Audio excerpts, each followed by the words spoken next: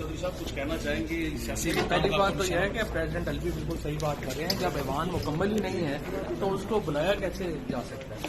और दूसरा ये हुकूमत जो है ये फॉर्म 47 की हुकूमत है। फॉर्म 47 की हुकूमत की पीछे चलेगी। अब हम देखते हैं। देखिए अवाम ने जिसको मैंडेट दिया है वो PTI है और इमरान खान को मैंडेट दिया। बाकी सारे किस्से कहानी है। पीछे हो जाना यार, क्या करें? हमें अब ये दे रहे हैं, अभी ये सबक दे रहे हैं। नहीं लेके आएंगे, आइंदा दूसरे तरीके से लेके आएंगे। फिर अब आराम से बैठे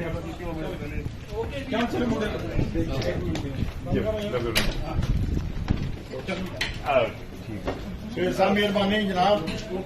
शेर साहब थैंक यू शुक्रिया। थोड़ी भी यही जिम्मेदारी है मैं बोलना।